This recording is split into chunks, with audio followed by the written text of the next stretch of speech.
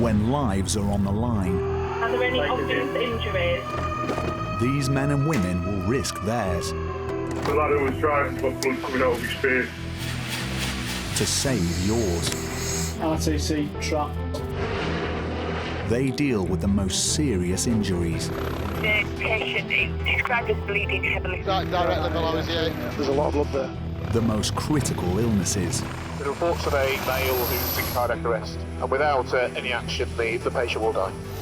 The two Yorkshire Air Ambulances cover Britain's biggest county. He's fallen 30 foot from the roof. Oh, yeah. He's got a big cut to his head. 5 million people rely on them All right, sorry, sweetheart. to deliver cutting-edge emergency medicine We're just going to go to sleep. He's not looking particularly good. at high speed. If you can activate your major hemorrhage protocol. Every day brings high stakes. Pinned by a leg. Yeah. Can't see how much blood she's hemorrhaging from that at the minute. She's walked out in front of him, but he just rolled over her. I don't think this is viable, this leg.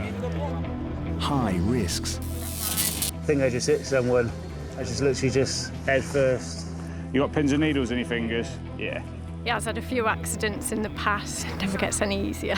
And high drama. This is all the waterfalls, is that right? Yeah. His face just went. Yeah. Then his legs went. He came round and then he went again.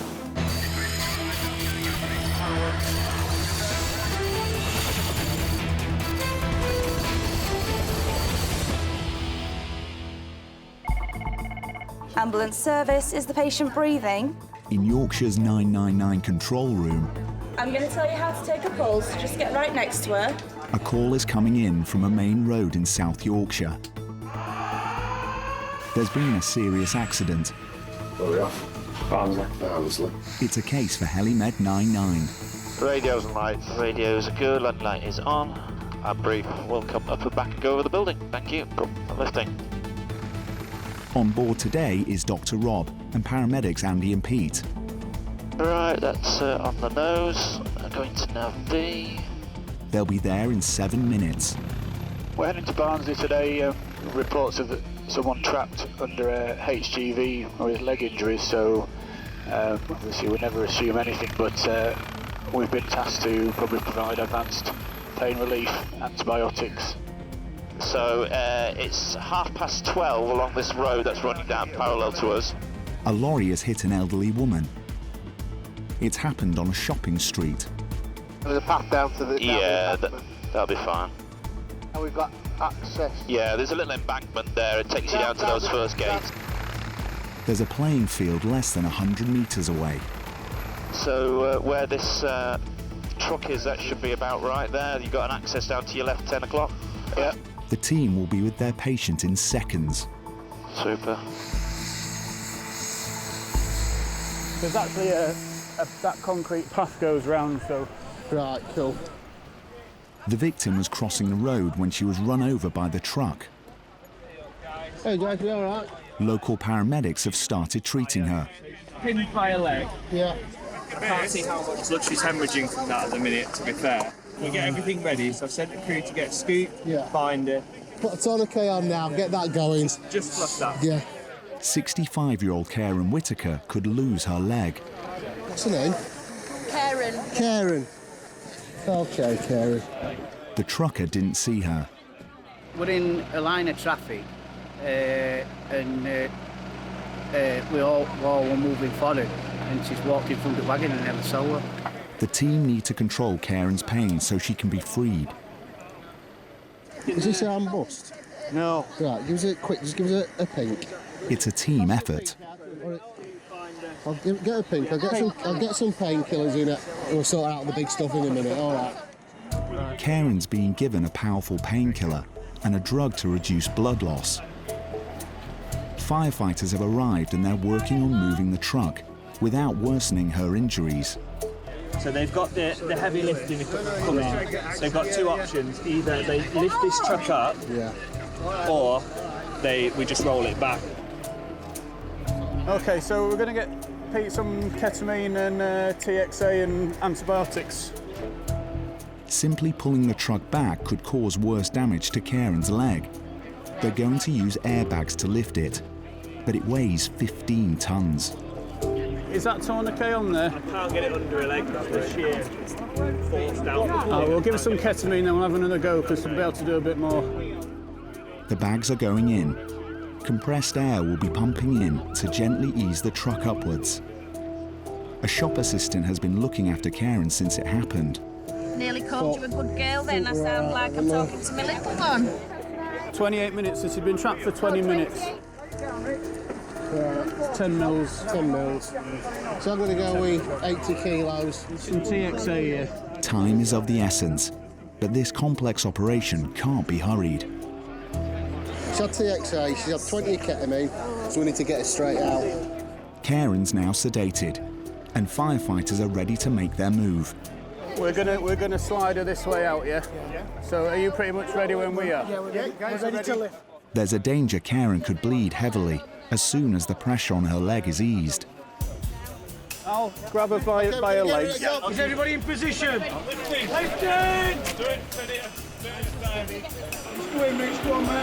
Another tourniquet, I'm going to put it in your pocket because you're at that end, mate. If you start seeing anything coming out, it shouldn't be. Have we all got sorted? Yeah. Ready, steady, slide. At last she's free, but Dr. Rob fears there's a serious risk of infection. It's bleeding a bit more now. Are the antibiotics ready to go? Nice one. He's not optimistic. No, I don't think this is viable, this leg. They're going to take her to Sheffield Northern General Hospital by road.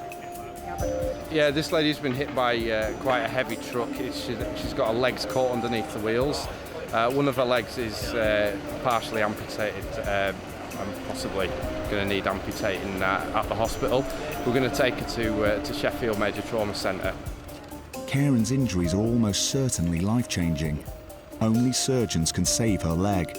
Pedestrian versus HGV. She's been trapped for about 25 minutes underneath the wheel. She's walked out in front of him, but he's just rolled over her. Dr. Rob fears his patient may face amputation. Life-changing crush injuries here to both legs. Yeah, we're good to go. Let's get moving. Karen is going straight to the Northern General Resus, then surgery. Karen! Karen! Karen, you all right? Karen. Nice one. Dr. Rob will brief the surgeons operating on his patient's injuries. He's done all he can to save her leg. It may not be enough.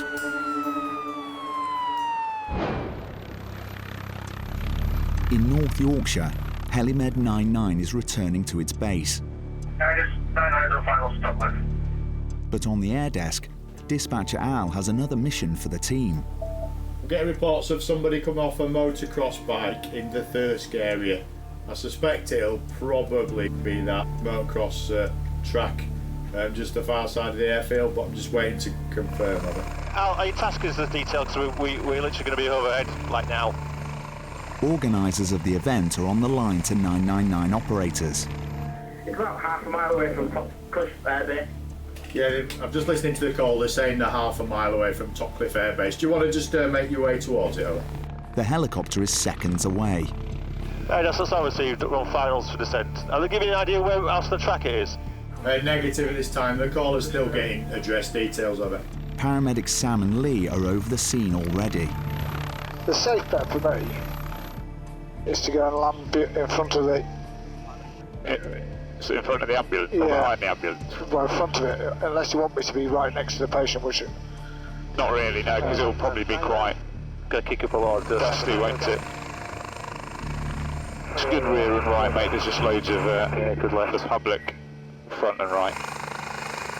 Al's local knowledge and a happy coincidence mean the injured rider has medical help from the team less than 2 minutes after he's off. You all right, guys? Yeah, this is Chris, 31-year-old male. He's got this bike. Hi, Chris. 20 to 30 miles an hour. He's come over here. He's self-mobilised. He's crawled across to his position. Bit on his right hand side.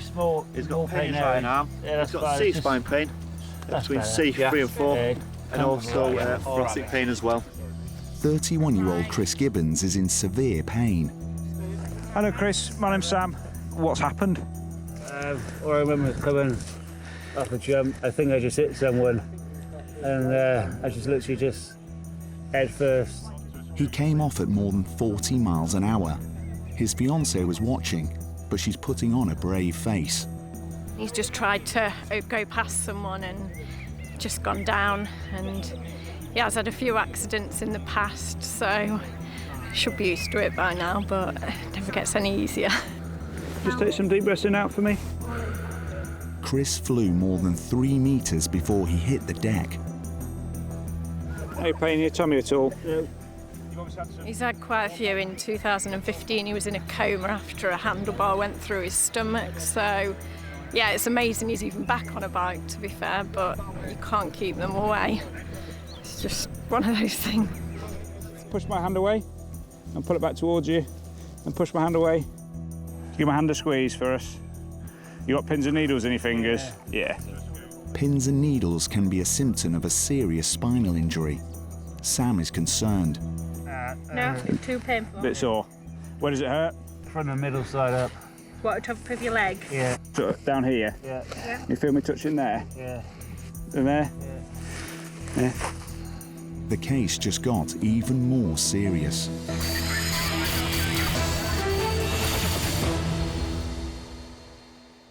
Try slowly breathing. I think you just slowly breathing a little bit. Okay. You'll be all right. We'll look after you. Okay.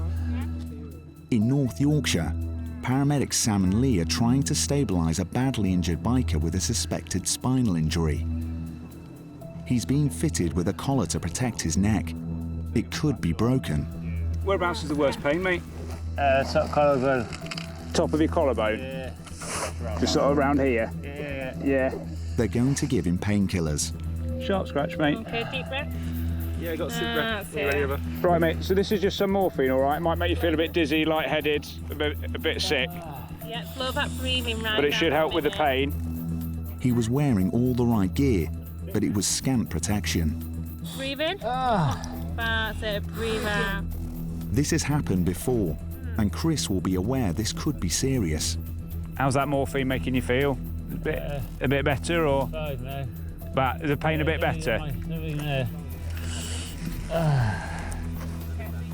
They're putting him onto a spinal board for his flight to hospital. Ready, steady, roll. There we go. Right, how's that pain now, mate, after you've had the morphine? I'm still getting sharp pains just on my right side. Yeah. Apart from that, I can really get up. Cool. Can you feel me touching you there? Right. That side. What about there? No. The numbness he's experiencing is very worrying. Shut your eyes. Where am I touching you? Spinal injuries lead to paralysis like this. If he's lucky, it will be temporary. Yeah, I feel that. Yeah. Do you feel that? Yeah. And that? Yeah. Okay. Just squeeze my hand for me. He's been doing it since he was young, a lot younger. He's 31 now, so he's classed as a vet now, but he still loves it despite all his accidents. It sounds like he's landed awkwardly on his right arm. He's complaining of quite a lot of pain, and he's got some problems with the nerves that supply his right arm and hand. That could be that he's damaged some of the nerves sort of lower down, or it could be that he's damaged the spinal column itself. So with that in mind, we're going to fly him up to James Cook and get the spinal surgeons to have a look at him. Chris is going to be taken to the major trauma centre in Middlesbrough. Have you been in a helicopter before, buddy? This is my 6th time. Your 6th time in a helicopter? Have you been awake all 6 times? Yeah. Have you? All right. Despite all his trips in a helicopter, Chris is still not a keen flyer. How long's your trip? About 10 minutes. Chris has been hospitalised by his hobby more than 6 times, but this accident may have left him with life-changing injuries. The significance of his symptoms is beginning to sink in.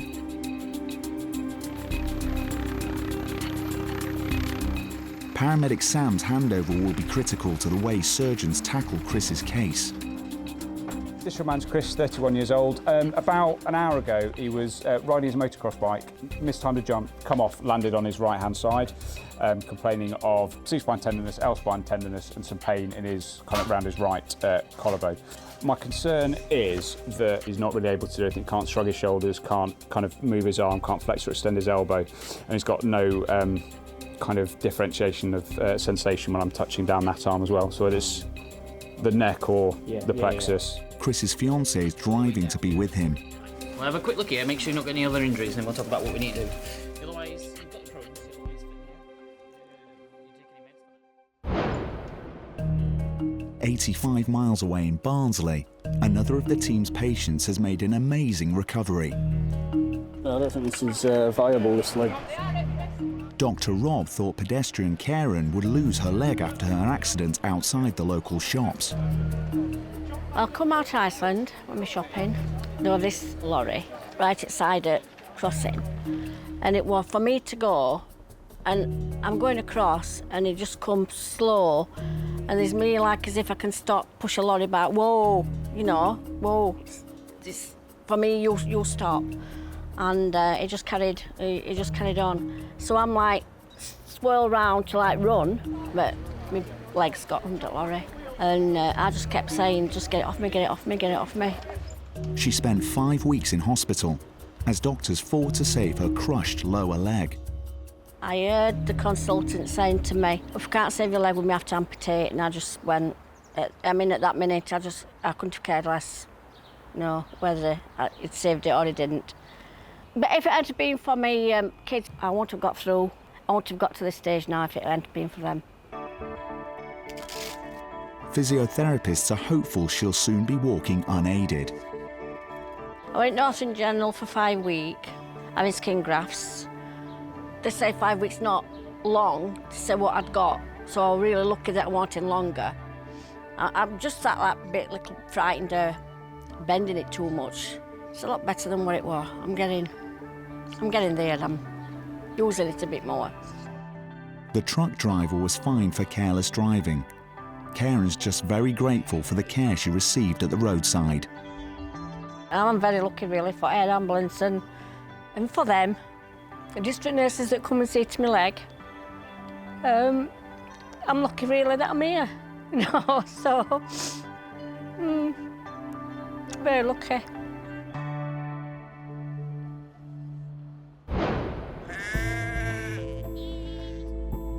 The Three Peaks are the highest points in the Yorkshire Dales, and they're also among the area's biggest attractions. It's why the local mountain rescue team are busy again today. At RAF Topcliffe, the scramble phone is ringing for paramedics James and Tyrone.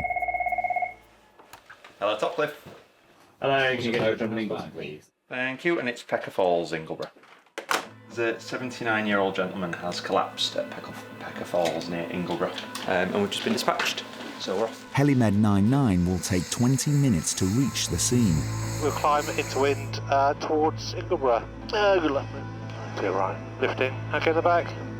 All good in the back. LS99, we've lifted route in Ingleton. Roger, thanks. It's apparently 45 minutes walk from the nearest road. The collapse could be a precursor to a cardiac arrest, so our main concern is the patient stable? Is he well? And then we'll go from there. Really, it's the worst place in Yorkshire for him to be having a cardiac event, if that is the case. The team are racing west across rolling countryside that attracts 10 million visitors a year. The patient is one of them. There's no access by road that direction. The DCA is having to park at the main entrance, which it says is a 15-minute walk to the patient. Yeah. MRT en route also, very poor phone signal, and the caller's not with the patient anymore. They're going to need the mountain rescue team's muscle. Yeah, some mountain rescue won't see that shit up. Negative, they are en route. I don't know what their ETA is at the moment. Roger, thanks. Okay, who's that over there then? Mountain rescue on the right? Yeah. Can you see the guy in the black there at your 2 o'clock? Who is that? Oh, is he flashing us? He's flashing, right. Yes. Visual. Yeah. Right, okay. Good spot, Ty. I'm going to land this side on that hill, and it's a bit more into wind. Okay, happy here? Tail's looking good at the moment. Yeah, that looks okay. Mountain rescue volunteers are going to hike down to the patient with the team. They're heading down into a ravine carved out by a fast-flowing river that has created a series of picturesque waterfalls, only accessible by slippery steps. This gentleman's from Mountain Rescue, so we're heading down there. He's liaising by radio with his colleagues, but that's it really at the minute. We don't know a right lot, to be honest. It's a steep climb, especially for elderly visitors. Guys, you all right? You all right?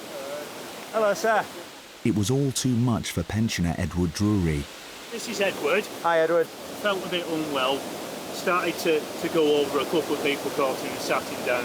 A mountain rescue medic has already assessed him. Blood pressure medication which he's had this morning, there's nothing overdue. No worries, that's fine. I'll come that side and then I can talk to him and then we can get some obs on this side if that's all right. 84-year-old Edward was on holiday with his son David. Nice to meet you, Edward. I'm James. How are you feeling? Edward's usually fit. His collapse is a mystery. Just give me Dad, he was stood where you are now. Just give him a bottle of water to drink. Yeah. And we're looking at the waterfall and we heard the bottle drop. And I looked up and his face just went. Yeah. Then his legs went. I went to catch him. Yeah. Came round and then he went again. Okay. So do you think he actually lost consciousness then? Twice. Yeah. And then he sort of come round once he was sat down? Yeah. Okay, no worries. That's fine. You had a sort of similar episode before like this as well, where you've had a pain, is that right? Yeah, okay. No worries. Yeah. Ted, what I'm going to do, I'm just going to do your blood pressure and do your heart tracing, all right? Yeah. Just to make sure there's nothing underlying with your heart that's caused you to collapse, then we'll see, James will sort it out from there, all right? Yeah. What you're describing does sound like sounds like your blood pressure's dropped and the feeling hot and the feeling nauseous and the looking pale and the dizziness. It all kind of fits. However, we'll check you over really thoroughly just to make sure there's nothing else going on, and then we'll see about getting you out. Edward and his son live in Manchester. It's 84. Been on a holiday. This was our last port of call before we went home, and it just took on too much really, because the steps got steep. We stopped to pause for a drink, and before the bottle got to his lips, his legs went. We managed to get him on this step, and he stayed there for 45 minutes. He's not moved, so he's obviously very tired out or very dehydrated or something to do with his blood pressure. One of them things means that it's taken a while for it to come round, but luckily everyone's turned up quick, and see how it goes through here. Edward's condition is potentially serious, and getting him out of the ravine won't be easy. He's on part of a trail that climbs 750 feet.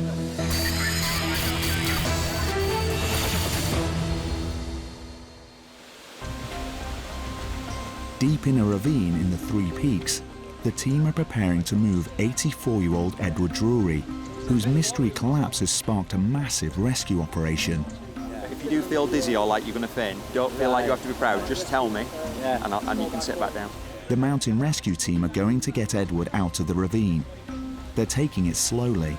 There's a stretcher just up there, then we'll get you on stretcher and we'll do the rest of the way on stretcher.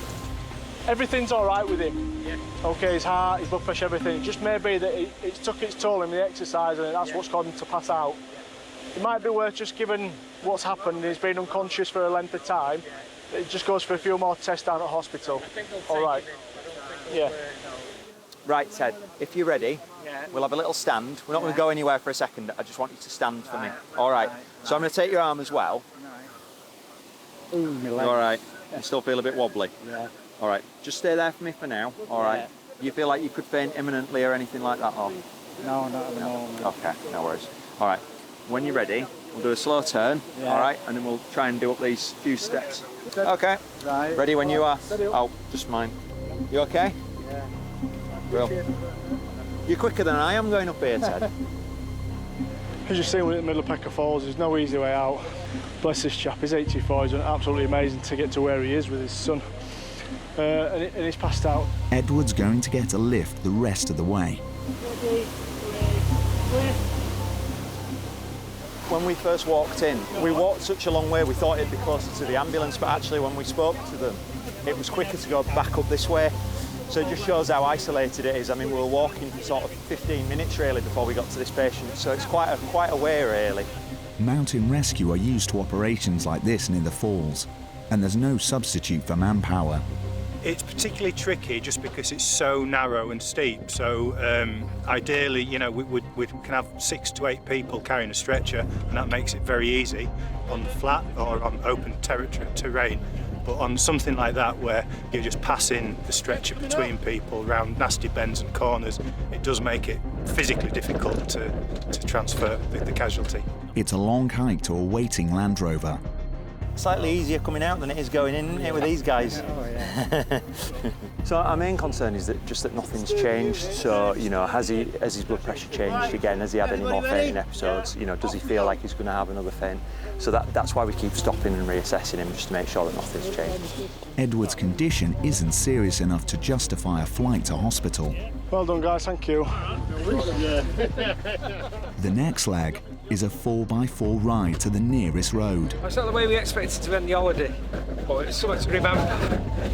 Won't forget this at holiday. Edward's on his way for tests. It's hoped they'll answer the mystery of why he collapsed.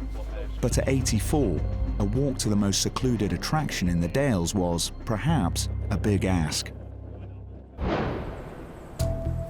Back at Air Ambulance HQ. Hello, yeah, it said on the notes that she was unconscious for some time. Is she fully alert now? Dispatcher Al is on the line to a 999 caller with a rider who's been crushed by her horse. Okay, listen, buddy, what I'm going to do is I'm going to send the air ambulance down. Pilot Lee is scrambling Helimed 98 with paramedics Tyrone and Kit on board, along with Dr. Jez. Engine's supposed to fly. Flying guarded. Need to want to departure out of here. Go into wherever you tell me to go. They're heading for a country lane near Pontefract. There might be a horse around. Yeah, she fall off a horse. It's in a field quite near a junction, apparently, near Thorpe Lane. It's very horsey around here, to be fair. Yeah, it could be anywhere, couldn't it? But finding the patient is proving tricky. Is there a resources on scene, brother?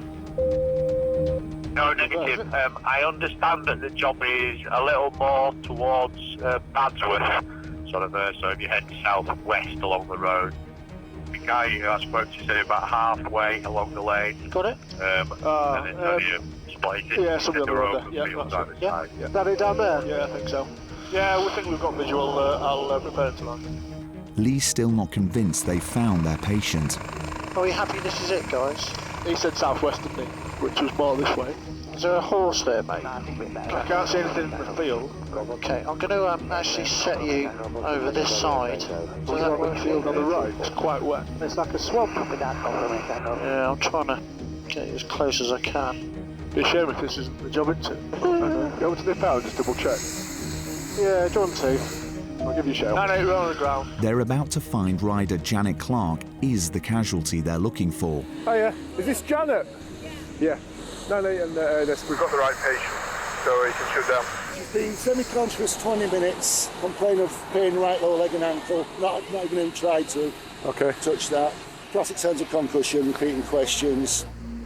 She's confused and in pain, and it seems like she's broken her leg. I never account. Why did I account?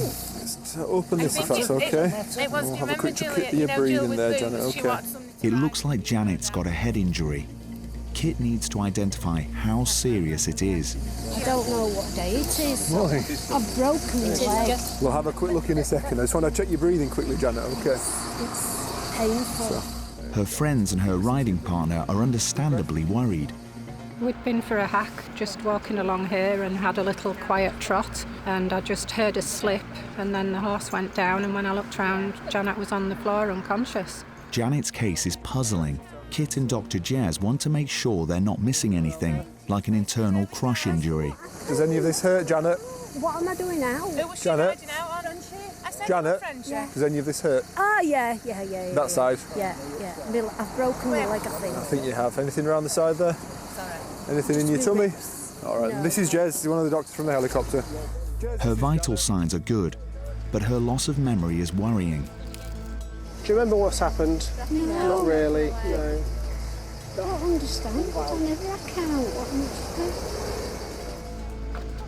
Now that her pain is under control, the team need to straighten her broken leg. So Janet, what I need to do in just a second is just put this splint up behind your leg, and we'll straighten your leg out, and then we'll strap it nice and tight so it doesn't hurt as much, okay?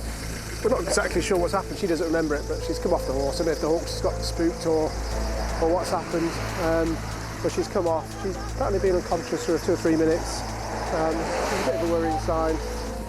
Brilliant. Well done. It's all right, Janet. Well done. Right. Well done. Brilliant. Fantastic. She's talking to us now. She's a little bit repetitive, asking what's happened. She's broken a leg, a lower leg, which is obviously quite sore and painful. So we've given us some pain relief for that. We'll have a good look at her in the back of the ambulance when we can expose her a bit more. It's quite cold out here. We can decide whether or not she needs to go to a major trauma centre or if she's suitable to go to the nearest hospital, which would be Wakefield from here. All right then, Janet, if we put your bad leg across first, what we need you to do is shuffle your bum onto this stretcher for us, okay? Well done. Well done, Janet. The weight of the horse and the height of her fall are concerning the team. She's wearing a helmet, a protective helmet, but horses are, quite tall things, and it's a long way to hit the floor. And if she's hit her head on the road as opposed to the soft edge, potentially could have done herself an injury. But the fact that she's talking to us now, she's able to say her leg hurts, that's all quite reassuring. Ready, steady, lift. Janet was given first aid within seconds of her fall, thanks to a passing motorist. I'm a children's community nurse and I was going between visits, and I went and checked to see if Janet was still breathing, and spoke to the emergency services and then followed the instructions that they gave me. Check the airway, check the breathing, make sure that they're safe. Obviously as Janet came round she wanted to move, so it was trying to keep Janet as still as possible until such times as we could get the emergency services to her. I'll be out your way, gents, and thanks very much. Take care. See you later. Cheers. Janet's being examined from top to toe by Dr. Jez. So when we get any call for someone that's been knocked unconscious, it can ring alarm bells for us. There's occasionally a chance that people sustain bleeding within the skull or other injuries to the brain that need to be treated at a specialist hospital, and so that's why the Air Ambulance dispatch team will usually pay a little bit more attention to it. Thankfully, the examination does not identify anything more serious, and Dr. Jez decides Janet can go to the local A&E by road for scans. Janet's fracture will probably require surgery.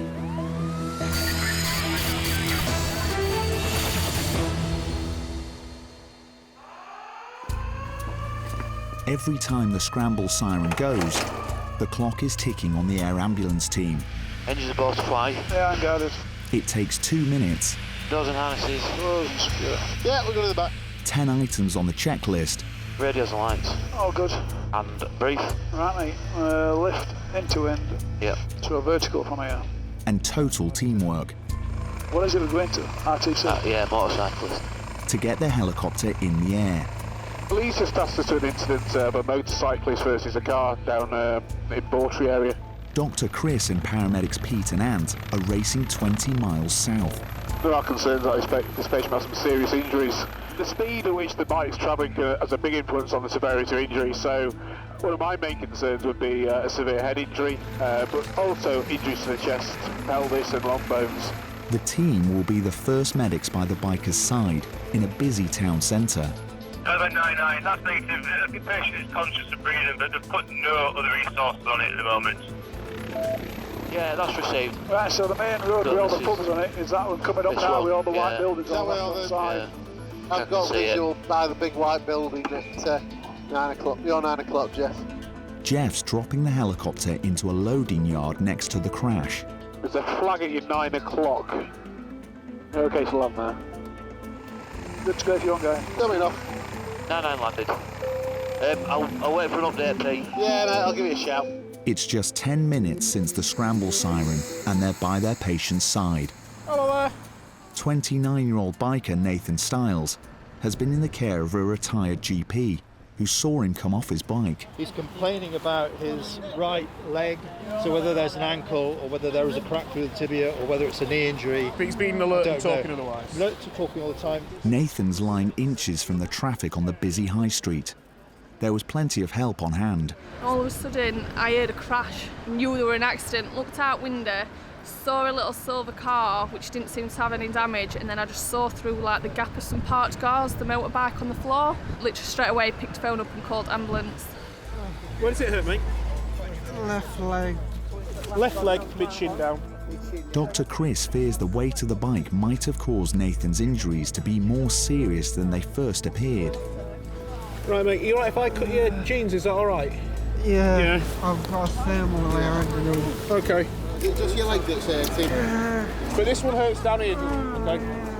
Any pain up here? No. And any pain around your bum or your hips? Left side.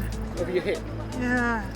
The team need to make sure the discomfort from his broken leg isn't distracting Nathan from a less painful but more serious injury.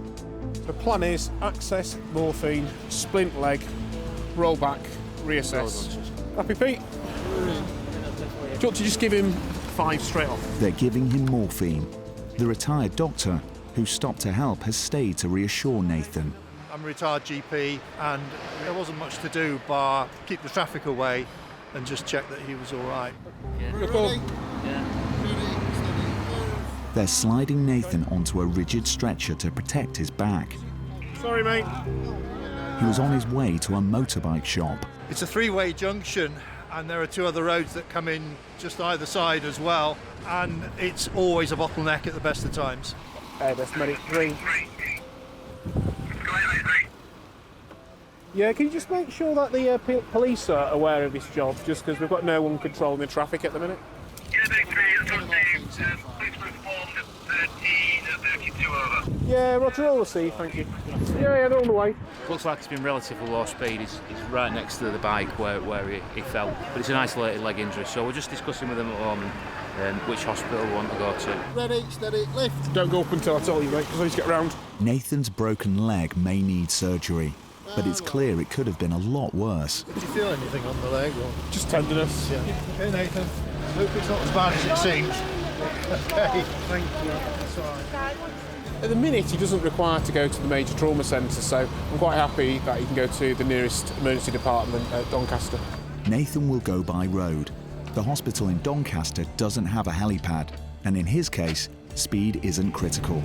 But this mission hasn't been without risk for the team. So we've still got an open road, which has made things quite tricky, but a number of members of the public have helped control the traffic, and we've found some cones to create a safe space. But yeah, it's certainly risky working next to an open road. It's time for the team to return to base to wait for the next mission. Every hour, 3 women die of heart disease in the UK. And often, the only thing that can save them is speed. Okay, point 101, hover just over 5.5. 2 greens. We're going to Malton for a young lady with chest pains. It sounds like she's tried to self-medicate and the pain's still there. Paramedic Sammy fears this case could be life-threatening. When a patient has chest pains, it can be a multitude of things, but what we're most concerned about is if they're having a heart attack. The patient is at home in a market town in Rydale. Solid band 9 Alpha is letting down at Malton. Pilot Harry's aiming to land on a sports field. Okay, got a few people playing football as such like in that area, but the middle of it is clear. There's 2 people running across our path. Right, get out of the way, children, please. There is a child behind us at the football pitch. Okay, I'm just going to a little bit of an outlet so I can see what I'm doing. Yep, there they are. 2 of them. Alright, coming back this way. They are clear. Clear on strap. And Sam, if you'd like to jump straight out, I'll do your radios and things, mate. Sammy's heading off on a house call. Oh, are you waiting for an ambulance? Is it your lovely wife? Fabulous. What's her name? Louise. First on the right. Hello, Louise. My name's Sammy. I'm a paramedic. How are you? Louise Pearson is in a lot of pain. I just got it in my chest and down my arm. How do you feel about sitting up, Lou? Oh, I just thought I was going to pass out. That's fine. All right. Sammy wants to wire Louise up to an ECG. Have you ever had a heart attack? No. Is it just angina that you have? Yeah. Okay. Can you score that pain for me out of 10? About a 6. It's a 6 out of 10 now. Okay. The chest pain is a classic symptom of a heart attack. The ECG trace of her heart rhythm should confirm it, but it doesn't. There's some ST depression, but nothing exciting, as it were, which is good. You like that exciting ECG. Louise is beginning to feel a little better. How's your breathing feeling? Not so bad. I felt really tight, Yeah, has it helped sitting up, do you think? Yeah, probably. Yeah. It's just I felt so Good. faint. The team aren't taking any chances. She has been given aspirin to thin her blood and painkillers. Well, I've given you the morphine, but I've only given you a really little touch just to start you off, to see how you go on. If she is having a heart attack, the symptoms are not obvious. Our intention is that she still goes to hospital, to York, preferably by yourselves. I've not found anything for PPCI, so if you're happy... A local ground crew will drive her 15 miles to York for tests. It's not uncommon for heart attacks to be hard to detect. There's always the potential with cardiac problems that they turn out to be something more sinister than what they are. There's a heart attack. There's a type of heart attack you can see on an ECG, and there's another type of heart attack which you can't. You can only pick up on blood tests in hospitals, which is why it's very important that whenever we go out to a patient who's had cardiac sounding chest pain, that we always send them in just to have some blood tests. Heart disease is one of the UK's biggest killers, and the health service would rather deal with false alarms than sudden deaths. We're just going to do another ECG, Sean. Louise will soon be undergoing tests in hospital. It'll be a worrying day for her and her family.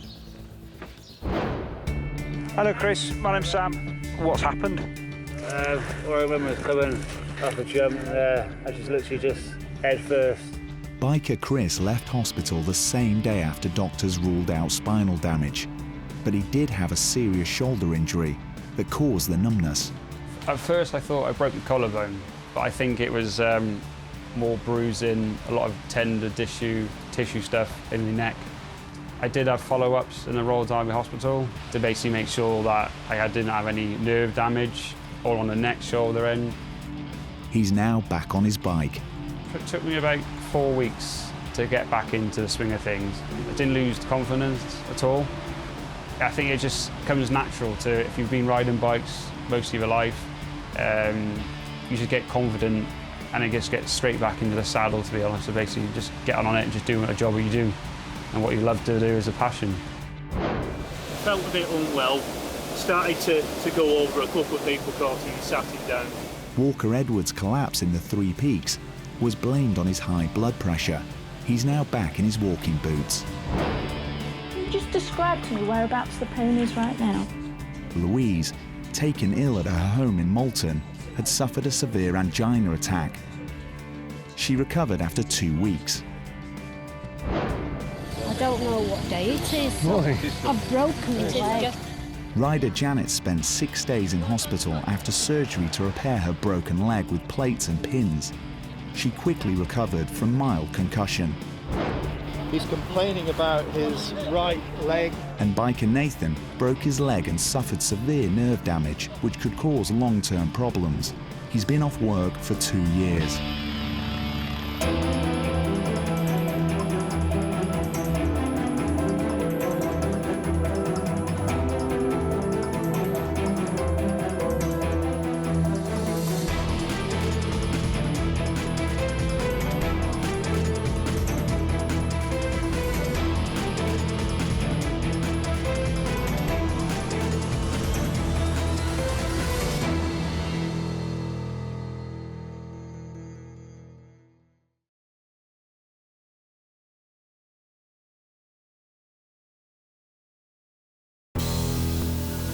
When lives are on the line, Are there any obvious injuries?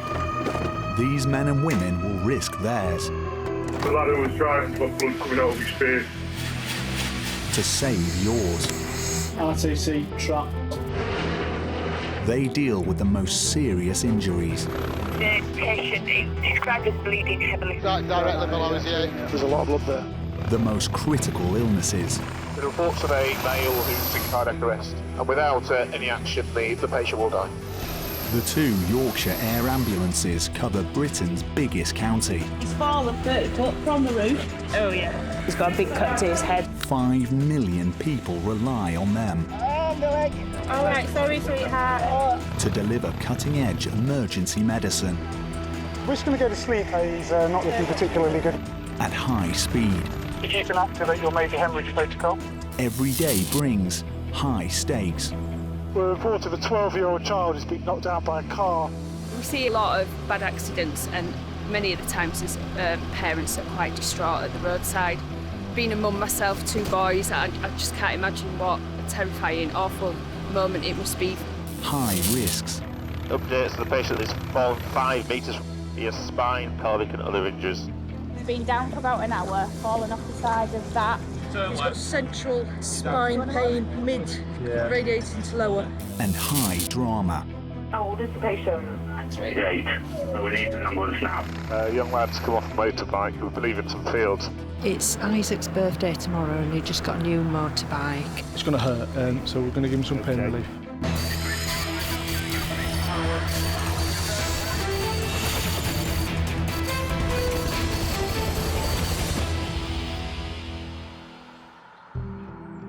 It's late afternoon at the Nostell Air Base. What is it? Pedestrian knocked down, unconscious. 12-year-old. Are you getting multiple calls now? There's been a serious accident 20 miles from base. Got southwest of Barnsley. Right. Is that about right? Yeah, Oak Spring. I'll come across to the right there, it's a little bit windy, so we do a helipad from the spot. Good left. Pilot Colin will have medics Pete, Lisa and Neil there in 10 minutes. So it's 12-year-old knocked down, unconscious. Oh.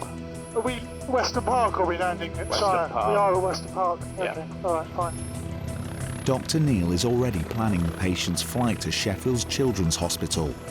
We're reporting a 12-year-old child has been knocked down by a car near Pedestrian, which is in the Sheffield direction. So we've just lifted with an ETA, an arrival time of about 5 minutes. They've been reported as unconscious, so there's a high likelihood that we're going to have to provide an anaesthetic, so I've just prepared the drugs for that. The boy's survival may depend on Colin getting his team down quickly. Well, the wind's in that direction there, so we'll find somewhere suitable to land into So we're going to cross over at railway track, and then there's a main road, and then we're there.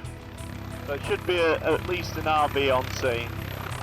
Being a child. Bit of the stuff down there, yeah, down there actually. Visual, yeah, it's just in trees, isn't it? Yeah, it looks all sloping ground actually. The field over there next to that bungalow doesn't look too bad. There's wires this side. Got wires along the main road. Got wires running up to that house. I'll bring it up to about down to about 50 feet. Check where those wires are going into the house on the right. You're good left. There's a guy coming out of his gate at 11 o'clock. Slope on the right. Oh, over there. Go through his house then, can't we? Yeah, someone's going to let you through the back garden, Kate. They're at 10 o'clock, 11 o'clock now. Right. Neil and the team are heading out to meet local paramedics who are attending to the boy. He's just 12. Okay. Hello, I'm Neil. How are we getting on? This is Bertie, being hit by a car. Sounds like he's flown through the air. It looks like Bertie walked into the road from behind the bus. His head hit the windscreen. Bertie, how are you doing? Open your eyes, Bertie. He's unconscious. It's feared he's fractured his skull. Have you found any other injuries at all? Do you just think his leg? No, we're moving them both about. Dr. Neil must think fast. Bertie's showing the symptoms of a brain hemorrhage. He's on the cusp of needing to go to sleep. He's sort of halfway between the two. We could start driving and reassess, or we could just put him to sleep now regardless, because he's going to need to go to sleep for a scan. Yeah. Any agitation? Oh, I see. He's quite manageable at the moment. We'll just get the ECG dots on and just let the SATs settle and see what we've got. Anaesthetising Bertie will allow his brain to rest. It's the best initial treatment for head injuries. On the Glasgow Coma Scale, or GCS, he's very unwell. It's quite poorly. He's got a GCS of 9 at the moment. So the lowest score you can score is a 3, maximum's a 15. If anybody with a 9 or below, we're concerned. So I think we're just making the decision whether to put him to sleep now or whether to see how it pans out en route and do it en route to hospital. But he's going to go by road just because it's quicker and easier. Dr. Neil's been balancing the risk of anaesthetising Bertie with the danger of keeping him conscious. He's now made his decision. Pete, my temptation is to put him to sleep and ventilate him now. I don't know if you heard that. Plan will be for Neil to carry out an RSI now, so we'll prep for that. The RSI is a rapid sequence induction, medical jargon for putting Bertie into an artificial coma. I'll pre-oxygenate him with a bag and mask. A local paramedic has been comforting Bertie's mum, Emily. She'll go to hospital with him. We see a lot of bad accidents, and many of the times there's parents that are quite distraught at the roadside. Being a mum myself, 2 boys, I just can't imagine what a terrifying, awful moment it must be for them. The uncertainty, most precious thing in your life is your children. So I really, really, really feel for them when they're going through this. Try tell them as much as we can, and reassure them really that they're getting the best care. Neil is about to inject drugs into Bertie's bloodstream to send him off to sleep. ECG monitoring, SATS monitoring. But first, he's going through the NHS checklist to make sure they don't forget anything. Drugs drawn up, labelled, dose confirmed. If he's 12, I'll give him 2.4 mils of fence, 8 mils of ketamine and all the rock. The drugs are going in. Can you time a minute? Yep. You happy to flush? Flush now, please, thank you. Can you turn the oxygen up when you've flushed it? Bertie is now unconscious. It's time to slide a tube down his windpipe. Epiglottis. SATs are still 100%. The tube is through the cords. That is 21 centimetres at the lips. Take the mask off for me. Right, can we get ready, the driver in the front seat, and get ready to set off? Thank you very much. Driving Bertie to hospital will give Neil and the team more room to work on him if he deteriorates. Rest rate, 14. His life could depend on the speed of this journey. It's a 12-mile drive to the Children's Hospital, where their patient will require emergency surgery.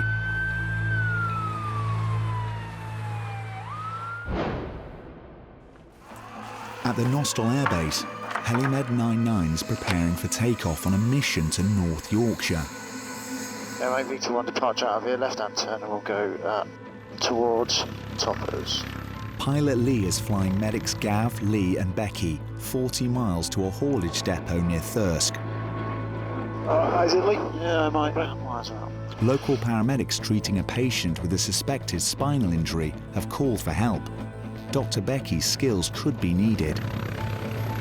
We're going to North Yorkshire to a crew request for a gentleman who's fallen off the back of a lorry. We don't really know very much detail at the moment. It's quite a long way for us, so we're hoping to get an update from the crew while we're en route. 30,000 workers are injured each year in the UK haulage industry, a third in falls. Lorries are quite a long way off the ground, so it sort of depends a little bit on kind of where the person was on the lorry as to how far they've fallen, but actually if they're sort of working on a load high up on a lorry, actually it can be quite a long fall, so then you get all the injuries associated with a long fall, so anything from sort of a head injury, depending on where they've landed or what they've landed on. So MTC updates the patient, 49-year-old male, is fallen 5 metres from a lorry. He has spine, pelvic and other injuries. We're looking for an ambulance, yeah? Yeah, it's crew there. And the crew's with the casualty? Yeah.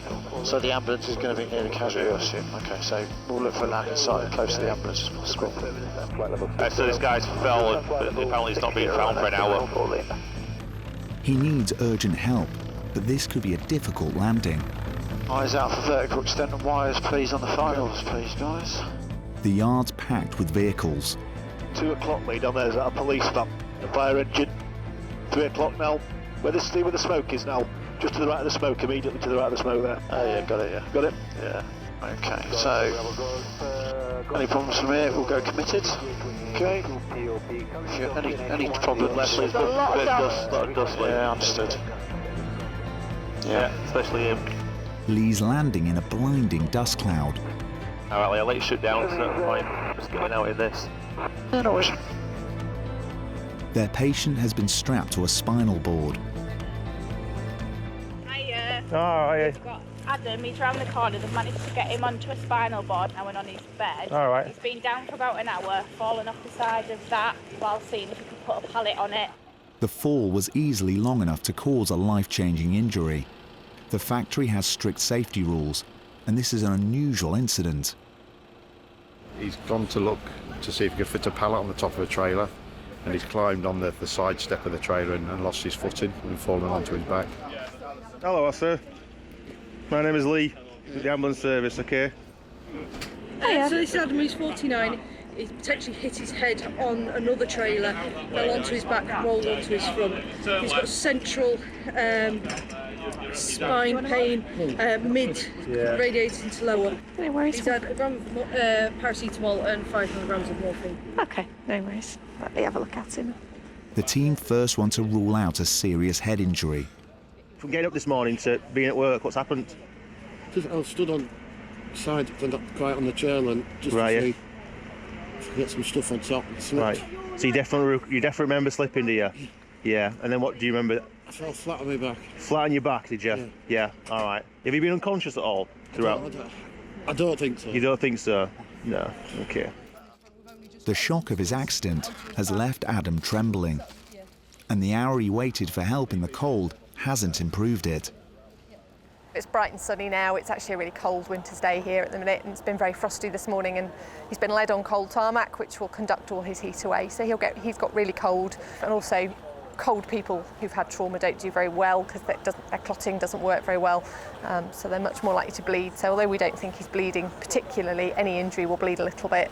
So the warmer we can get him, the more comfortable he'll be and the better he'll do from his injuries. Now Adam's been warmed up with blankets, the numbness in his back is improving. Can you wiggle your feet? Do your legs feel normal? I don't know, because I'm cold from numb. Because you're cold. Okay.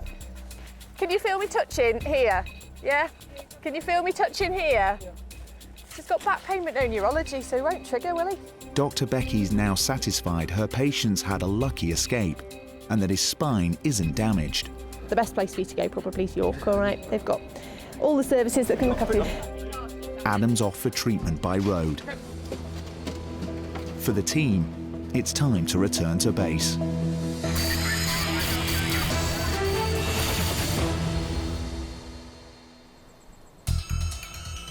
On the air desk, Dr. Steve is listening in to a 999 call from a worried dad. Are you there with the patient now?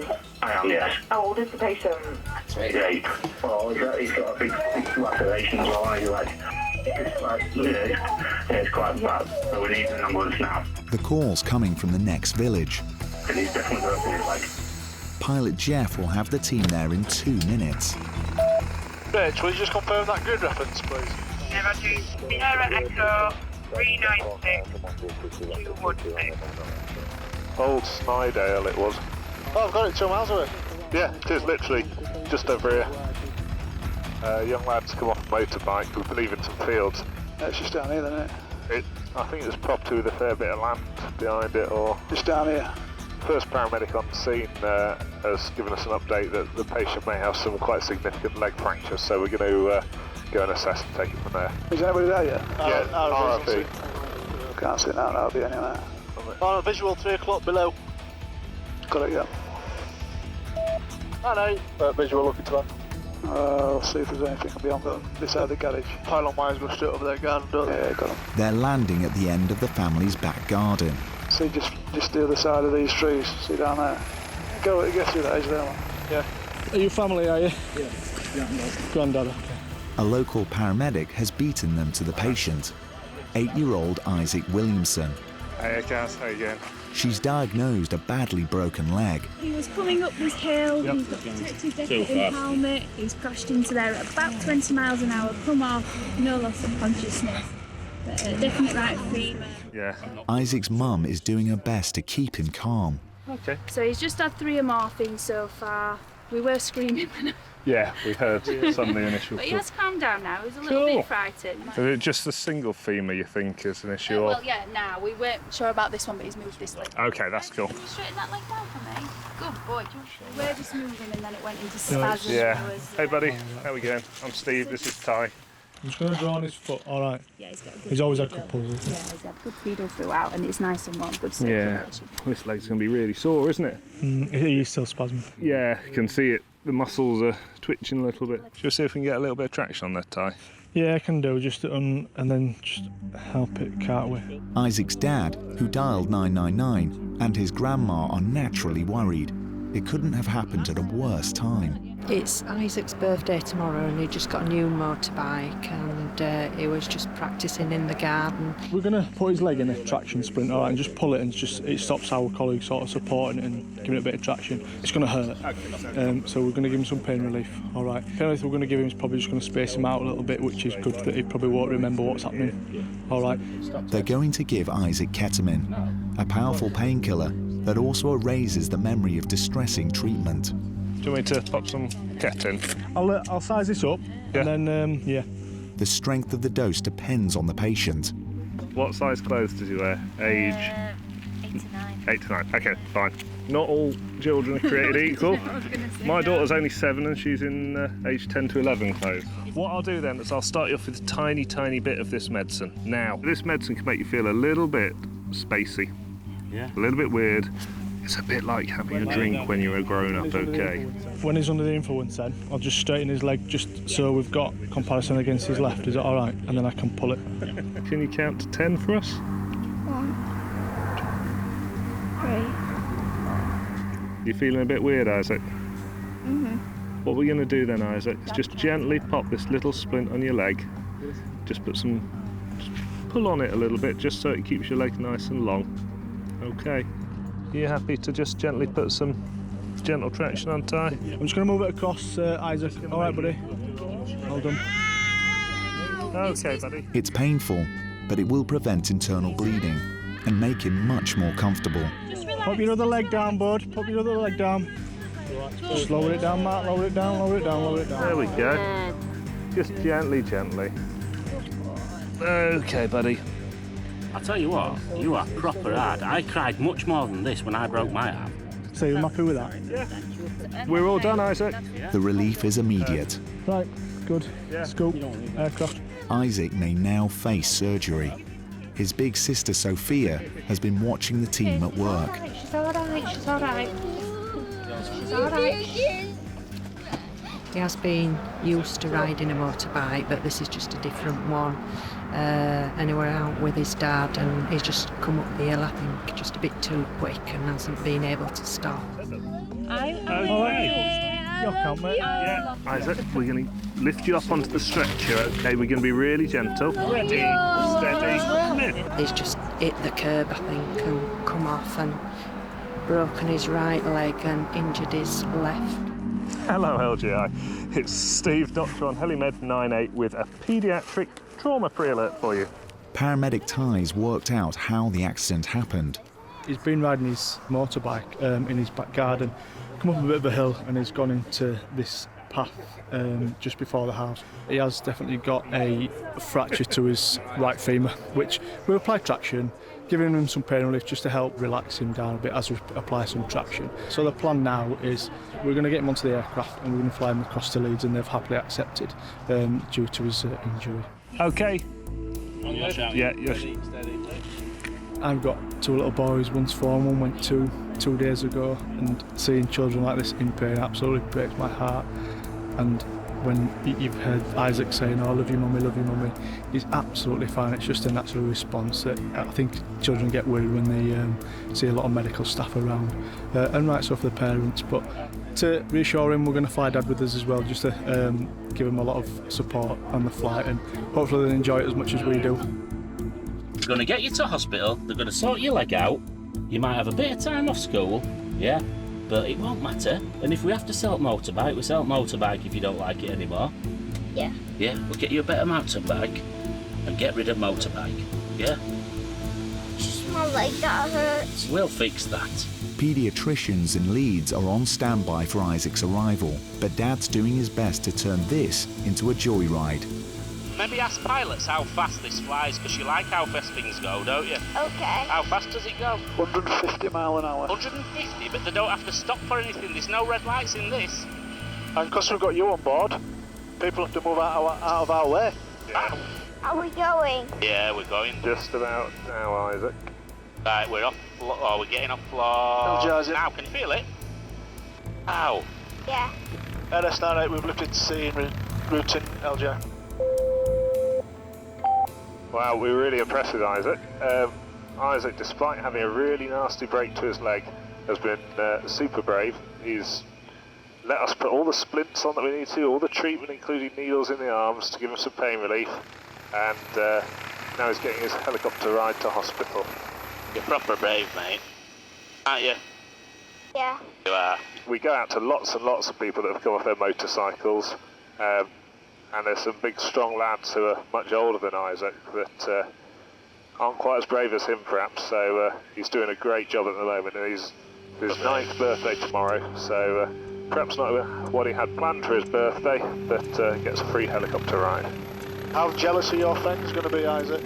Jealous. Very jealous. Yeah. Think we should do something to raise some money for him after we've got you sorted out? Yeah. Yeah? Don't do a motorbike race. Not a motorbike race. We might have to do something a bit slower. Yeah. Yeah. I think we're landing now. Yeah, just a little bit bumpy as we come into land. We're right over the landing pad now. So there's some people waiting for us already. They're very organised, aren't they? That's what you get for being a VIP, you see. Hey, VIP. Just parking it up now. We're nearly on floor. There we go. You feel that? We're amazing, wasn't it? Yeah. I know, landed. So we're waiting for the helicopter to turn off, and then we'll open the back doors again, and we'll put you on a little stretcher with wheels. We'll go down some ramps to the lift, and then down to the accident and emergency department. There'll be loads of people waiting for you down there. This is Isaac Williamson. He's 8 today, but he's 9 tomorrow. And at about 7:15 this evening, he's riding a motorbike in the garden, impacted with the edge of a patio, come off the motorbike, no loss of consciousness, immediately complaining of pain, right leg. He's got a right mid-shaft femoral fracture that is closed, and he's got an open wound to his left upper thigh. It's the start of a long stay in hospital for Isaac, and he may face several weeks in a wheelchair.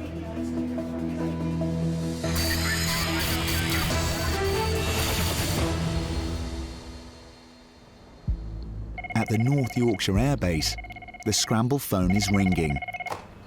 Okay. 16-year-old multiple speech. She's on her second dose of EpiPen at school.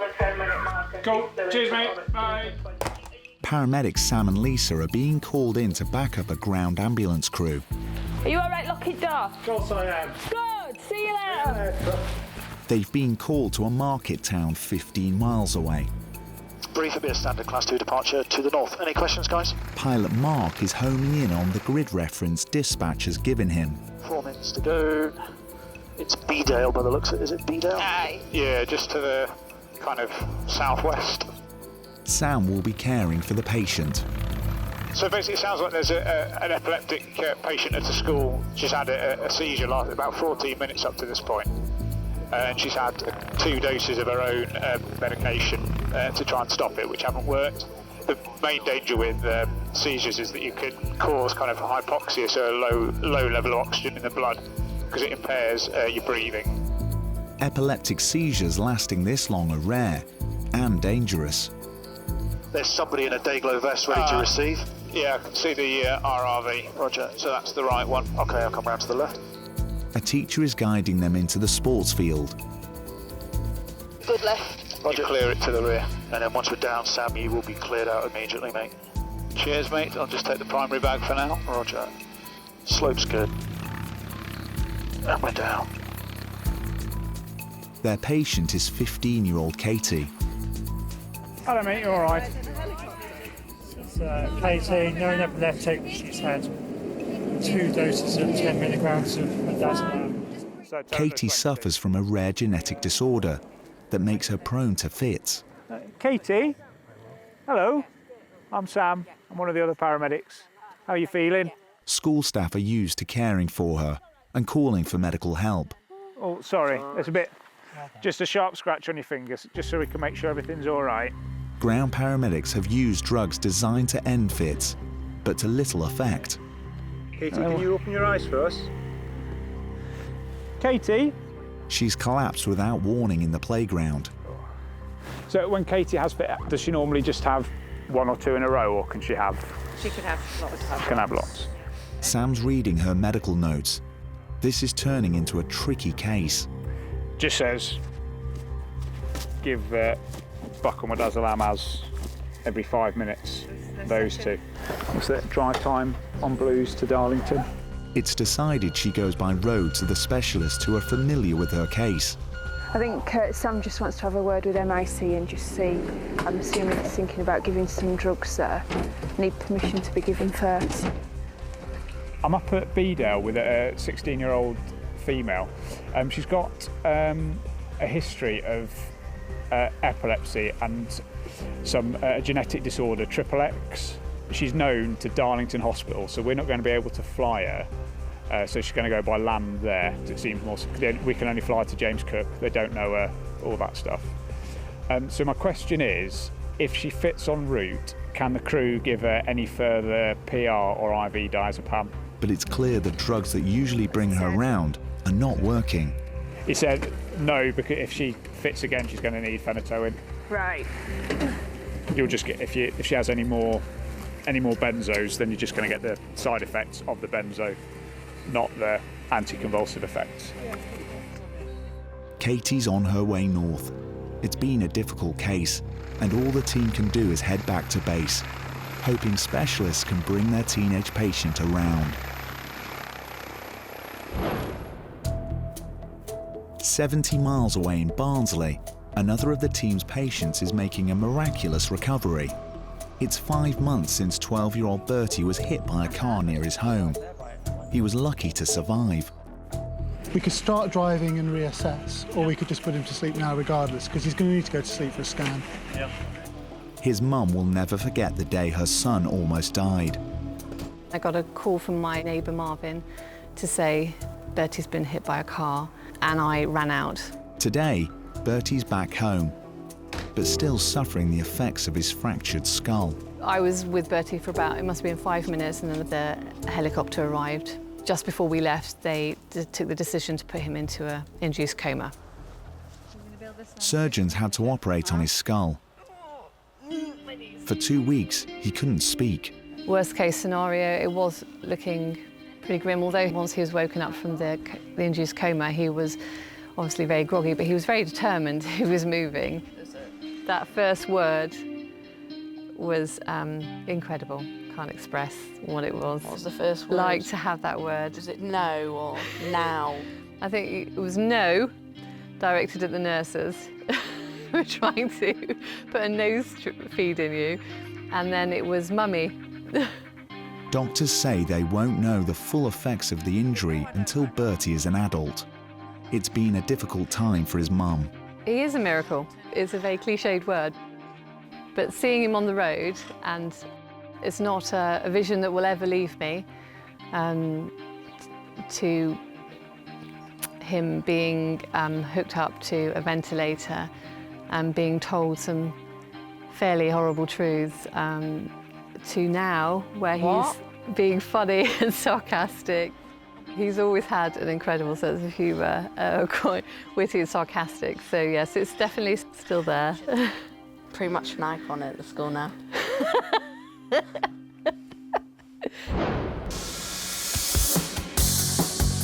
The UK has fallen in love with pedal power. 20 million of us have access to a bike.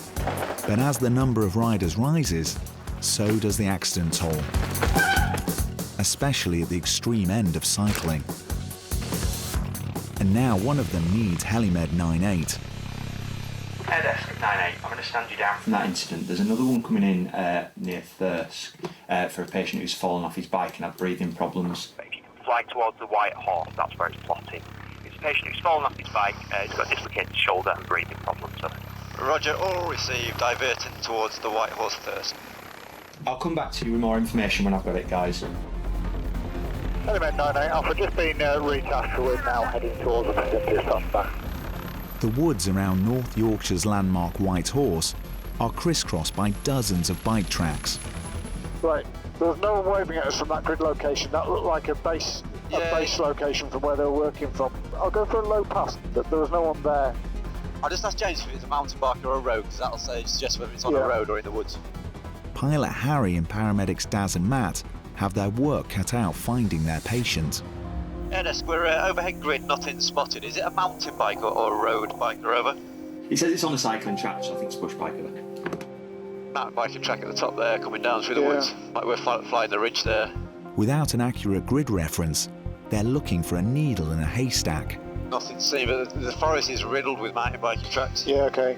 I'm just doing a bit of a search pattern here, just going up and down the hillside, mate, until we get some more information. Cause yeah, I think the obvious place is back to the road where the guys have parked, probably, if they've got anyone back there. So that's clearly where they park, isn't it? Harry's landing near the start of the trail. Right, holders. Happily, a friend of the rider is meeting them. Hi there. Darling, yeah. All right. Come off in this wood. Yeah. Further down this track. How far up here? About 250 yards. Right, and then into the woodland. About another 250 yards. The team are going to have to hike into the trees, carrying 50 kilos of medical kit. So it sounds like the information we've been passed is he's dislocated his shoulder and he's struggling to breathe. So it might be that he's gone over the handlebars. He may have some chest injuries. Matt's just passed his annual fitness test. It's just as well. I keep looking up this hill thinking, oh my God. It looks like their guide is confused. When you're shouting and why are they not answering? I'm not sure. What's his name? Give him another shout, mate. Give him JC! JC! I'll tell you what, I'll just run up this track. Yeah, we'll wait here then. This chap has lost his friends. He's shouting them, but they're not answering. The rider could have a serious injury. Then, there's a cry for help. Which is the best way? Daz's survival skills are coming in useful. The arrow should help the local mountain rescue team follow. Right, mate. James Cross came off at high speed. Could you get any further away? Whew.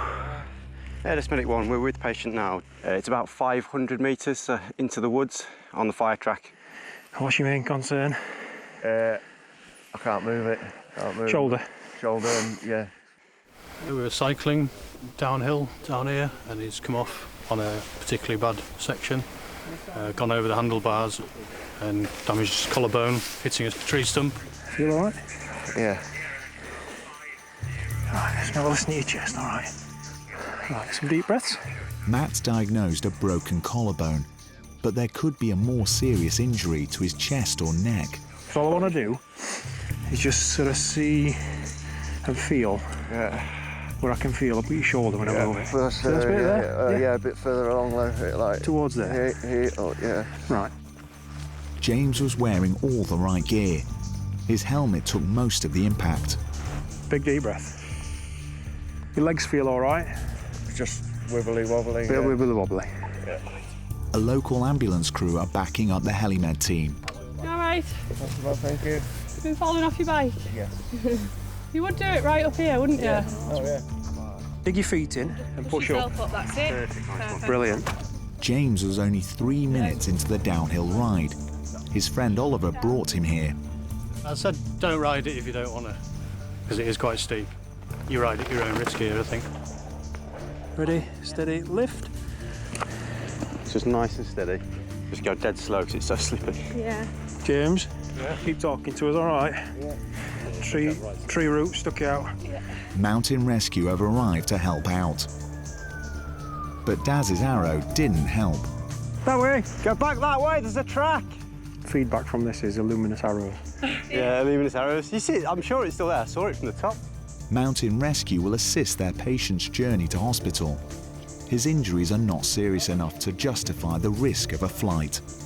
We think he's broke his collarbone. He's got a little bit of sort of C-spine tenderness as well. Just as a precaution, we've immobilised him at the minute. We'll reassess that again once we're on the ambulance, but the likelihood is he'll probably stay immobilised till we get to hospital. So our plan is now to load him onto the back of the ambulance, because Mountain Rescue have got access to the gate at the front of the park. Once he's on there, hopefully he'll be off to either North Allerton or James Cook, depending on what we find on the back of the ambulance. For Daz and Matt and Helimed 98, it's back to base.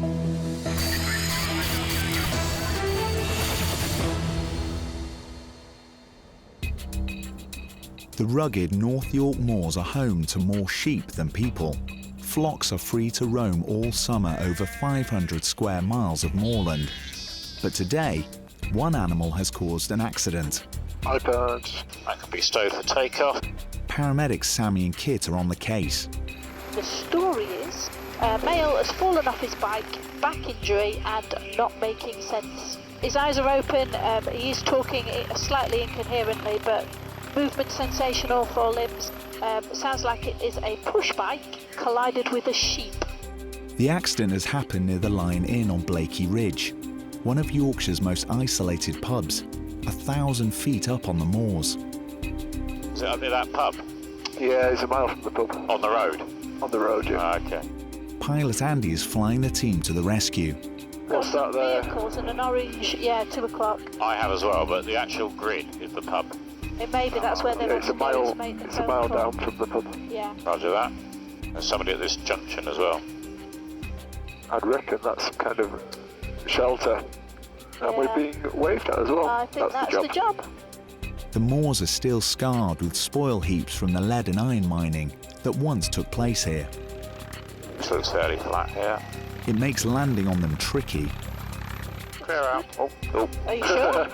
I'll wait for it to land first. Yeah, clear out. Some serious walkers with a survival tent came across the cyclist and sheltered him from the wind. Hello. I'm guessing he's under here. Dan McTomney came off his bike and landed on his back. The sheep is long gone. Have you moved at all since you've fallen? No? Alrighty. Wiggle your toes for me. Well done. Does your tummy hurt? A little bit. Whereabouts? Just here. Just down there? Do you think you hit the handlebars? No, I don't know. You don't know? Okay then. Oh! Which bit hurt there, Dan? My head. Your head hurt? Okay. He's in a lot of pain. Sammy is trying to find out why. Yeah, I'm just going to pop this little drip in your arm here, so it'll just be a little sting in a second, okay? But first they'll give him intravenous paracetamol. Little scratch. Okay. When I said it was a little one, I lied, sorry. Even Sammy's examination is painful. His back is the centre of the worst pain. I'm feeling at the top of your neck. Does that hurt? Yes. Does that hurt? Yes. That? Yeah. That? Ah. That? I'm sorry, I am going all the way down, buddy. It's a medical mystery. Pain over such a length of the spine is rare. Just going to cover you up again for a sec till my mate's given you. Have you given him anything yet? I'll give you a little bit of this and take the edge off it, and I'll have to get you covered over again as quick as we can. They're taking no chances. He's going to be put on a spinal board after painkillers. Okay, Dan, I've got hold of your hips and your shoulders. Everyone ready? Ready, steady, roll. Ah! There we go. A little bit of the lift of his pelvis needed. There we are. Ah, it's freezing. Alright, said it Good, will ma'am. be, laddie. And we'll get Almost there now. a bit. Okay then, laddie, we are going to lift you up and over into a sleeping bag, okay? Dan's going to be flown 25 miles to the James Cook Hospital in Middlesbrough. Everyone ready? Ready, steady, lift. There we go. About there, yeah. Ready, steady, lower. Perfect. Is that better? In out of the draft, eh? Sammy hopes doctors in the Regional Trauma Centre will be able to solve the mystery of Dan's symptoms. I have an 18-year-old male trauma patient, cyclist, lost control on small country windy road, complaining of spinal tenderness from like C3 down to T9, every single spinal process. It's time for takeoff, but low cloud is getting in the team's way. What I'm going to do, you can see Bill, so I'm going to go through. Oh, yeah. It's just a little bit dry here. Ah, up the valley? Just on the right there, yeah, that valley should do it. Yeah, just on 9. Approximate ETA is going to be in the 7-minute region. We're just going to go up the valley due to low cloud on the top. Roger, that's copy, thanks. Sammy thinks Dan may have suffered nerve damage. Because Dan was laid on his side, before we laid him onto the scoop, it was a good opportunity to actually feel down his back. He was complaining of back pain. And usually, as I palpated each bony bit that sticks out, every single one hurt, and that's really rare. There was no marks or scrapes, but he was uncomfortable, so we treated him for the worst. It's a baffling case. For now. Physiology, his body, his heart rate was very fast, 130 beats a minute. So that was a red flag. I was trying to figure out what was going on there. The trauma team in Middlesbrough will take over Dan's case. 9 is on final approach to James Cook Hospital. He's heading for resus. Beautiful, thank you. Then X-rays. Thank you. The team will have to wait for news from the James Cook medical team. Doctors discovered an unusual cause lay behind their patient's pain. He damaged a nerve in his back with agonizing results. But the accident also had a painful postscript. A few months later, Dan was back in James Cook, this time with 2 fractured vertebrae in his spine after another cycling accident. This leg's going to be really sore, isn't it?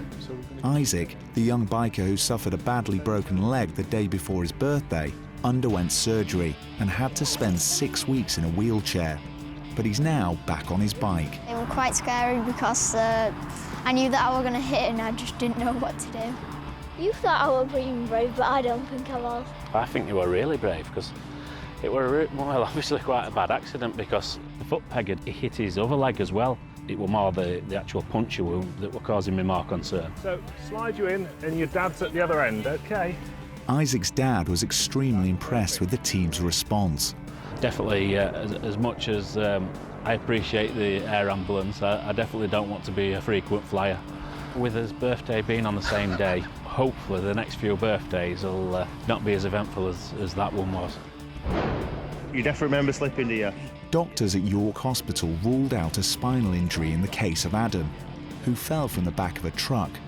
He's now back at work and under orders to follow company safety guidelines to the letter. Katie, can you open your eyes for us? Katie, the girl who collapsed in the school playground, quickly recovered in hospital and returned to school. Her mum has learned to live with her condition. Katie has epilepsy in her whole brain, so she has all the different range of seizures, whereas some people only have it in a certain part of the brain and would have specific ones. Katie's can be different every seizure. It was the 6th time she'd needed an ambulance in a year. It's like there's a door in front of you, it won't open. That's how you feel trapped. But Katie is determined to lead a normal life. I don't let it stop me at all. I just carry on and make friends wherever I go. Now listen to your chest, all right? And mountain biker James, who came off in woods near the White Horse, broke his collarbone. I've basically been bucked off the bike. My front wheel's gone into the ditch and I've hit a tree stump. Thankfully, his injuries weren't as serious as the team feared, and it hasn't put him off riding. And he's staying away from steep descents. Everyone says, oh, is that enough for biking now? But no, you're itching to get back on your bike.